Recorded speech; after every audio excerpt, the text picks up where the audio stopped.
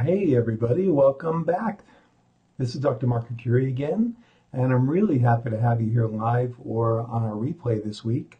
I can't believe that a week has gone by already, and sorry, I'm still getting over that countdown on the bottom of my screen that I think I mentioned in the first week. Makes me just crazy as we go down from 10 to 1 and then start the live broadcast. But anyway, just to it's really crazy. I never know how many people are actually watching live as we're going because I can't see that on my screen. But I was looking back earlier today and we had something like almost 9,000 views on the replay from last week's Circle of Life. And that's just crazy. So thank you. Thank you so much for being here. I'm really happy that you're here live or in replay as we continue this conversation of Paradise Rediscovered, the journey that I call the journey of back to who we really are.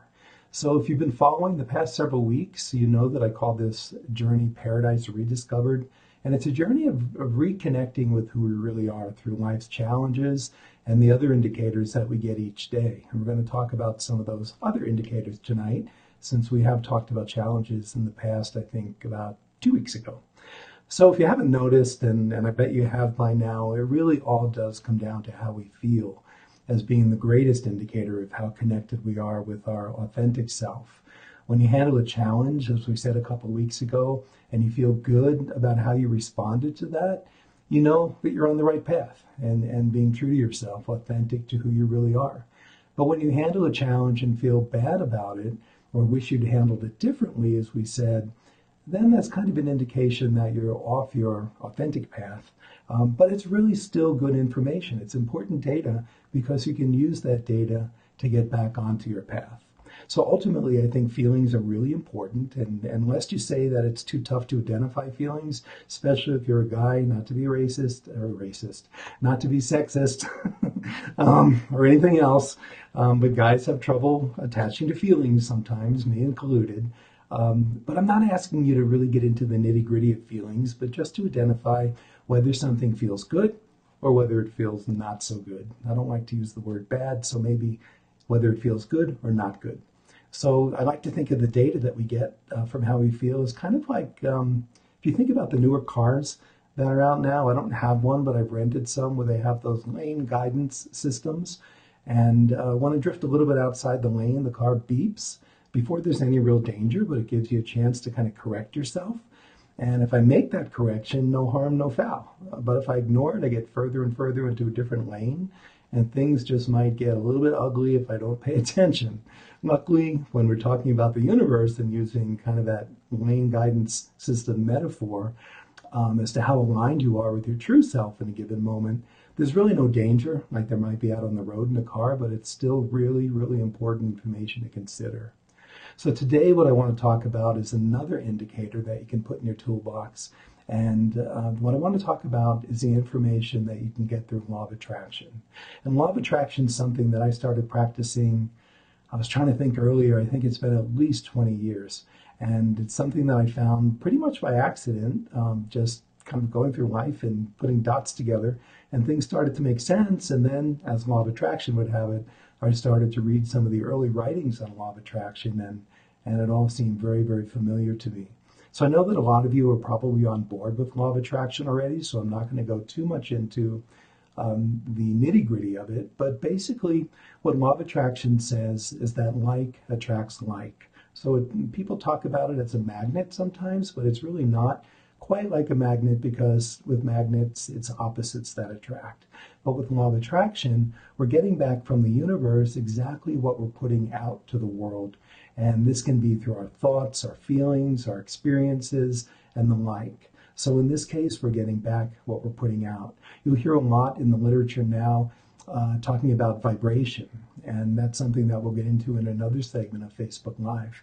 But it's another way of putting energy out, I guess, to the universe, and then having the universe match that and giving us experiences back that are exactly what we're being in that moment.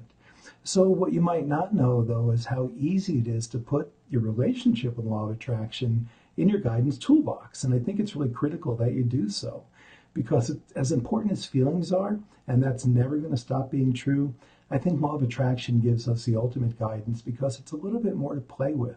It's not just kind of an intellectual conversation with ourselves about how we're feeling, but it's actually relating to the experiences that we're having in the world and processing that. And it's a whole different way of kind of getting into our brain and taking a look at the connections. So, frankly, I don't think also people like to think about feelings all too much. Like I said before, they think it's too complicated, or if you're a guy, you just don't want to go there. But again, just real quick, in feelings terms, I'm talking about good versus not good.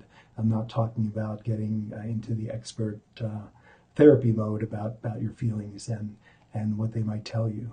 So anyway, with law of attraction, we can simply ask ourselves if we're getting what we want in a given moment or not.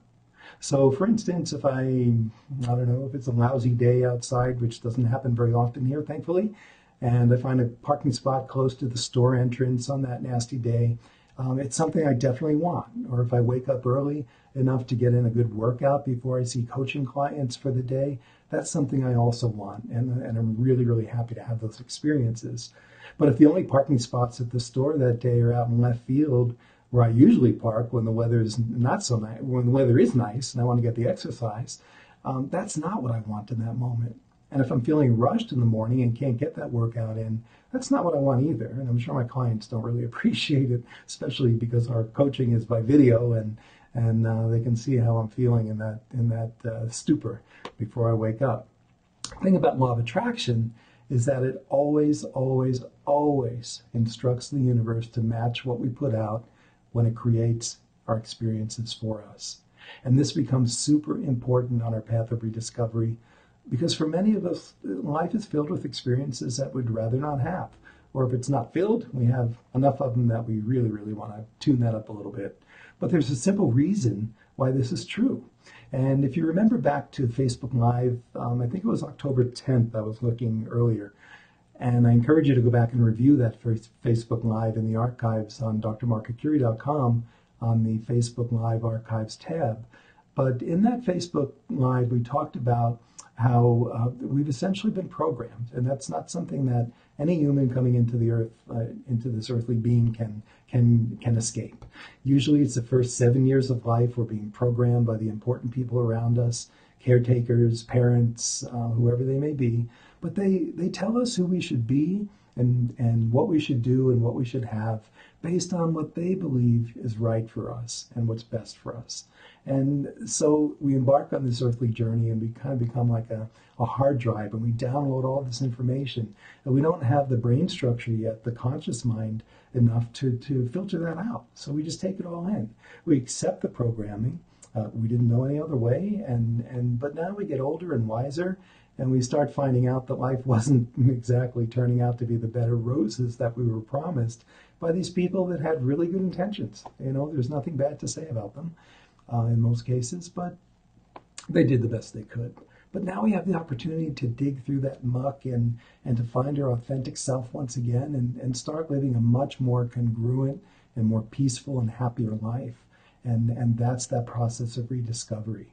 So the life that's congruent with our true self is the point of paradise rediscovered. And I like to think of it as a return home of sorts. So getting back to law of attraction, many of you, if not most of you, know Wayne Dyer.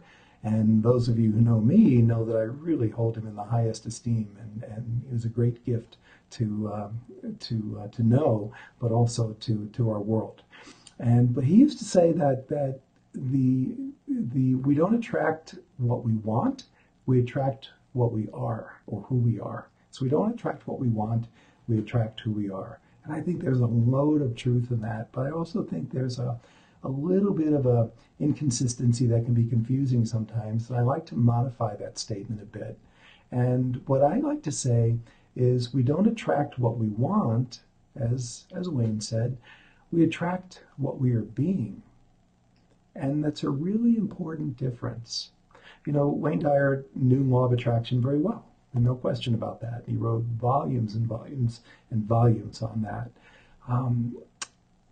He knew that we get the experiences back from the universe that are perfectly aligned to what we put out. The problem, though, is that most of us are not being who we are in any given moment. Very few of us are evolved to that place where we can say that we're truly being who we are without doing the work to get there.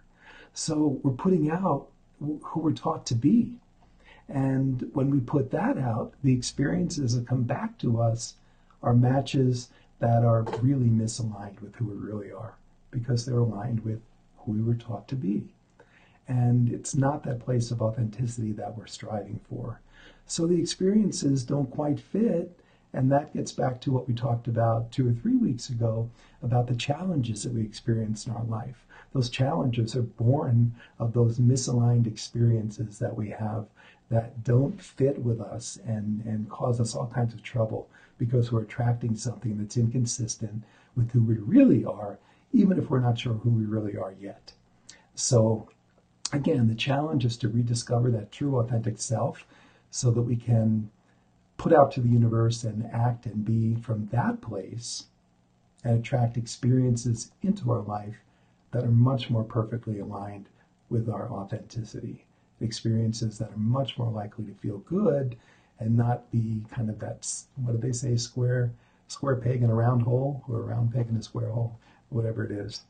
And please, we're getting towards the end. If you have any comments, feel free to put them into the comments column below this video, because if you don't do it now, they're probably going to show up after we finish. There's a bit of a delay, but if they do show up after we're finished, I'll certainly go down and download them and respond there. So law of attraction by its nature gives us exact matches to what we're putting out, and it's a great indicator for that reason, in addition to feelings of how aligned we are with our authentic self. So when we're pleased with what we're experiencing, we're aligned. When we're not, we're not. And so now we have 2 indicators that we can use on our journey: how we feel in a given moment and how pleasing our life experience is in a given moment. When we're feeling less than good, or experiences are less than pleasing, we know we're off our game and need to lane correct, just like with the new cars. So in the coming days, here's what I'd like you to do. I put together a worksheet that you'll find in the first comment below this video, and you can download it. It's kind of a log sheet. And what I'd like you to do is twice a day, jot down 3 things. So twice a day, 3 things. So I want you to pick a point in time, 2 times a day, whenever you think of it. And let me show it to you just real quickly. You're not going to be able to read it. But in the first column, I've got the date. You can maybe read it if I can do it. So you've got the date. In the second column, I'm going to ask you to write what you're experiencing in that moment, and just a few words, what's going on around you. It could be an ice cream cone that you're aware of. It can be looking out at the sunshine or the rainy day, or maybe somebody did the unmentionable and mentioned politics to you and affected you in a good or bad way. So just mention real quickly in that column what it is that is going on around you. And then in the column next to it, I want you to jot down how you are feeling in that moment. So what's going on inside you. And again, that can be good or not good. Don't get into anything more detailed than that. And in the final column, and again, you can download this and see it, tell me whether that experience that you're having in the moment, what's going on around you, is pleasing or not. So in the first column, you're going to jot down what's going on around you. In the second column, you're going to jot down how you're feeling. And in the third column, whether that experience that you're having is pleasing you. So go ahead and do that. And once you've recorded a few days worth of data, so if you can do it twice a day, that would be great, for a few days at least over the course of this week and into the next. And I want you to take stock of what you see on that piece of paper. So are experiences generally pleasing or not? Are you generally feeling good about the experiences that you're having or not? And are the days varying in any way? Are the weekends different than weekdays? Or are work days different than non-work days, if that's a better measure?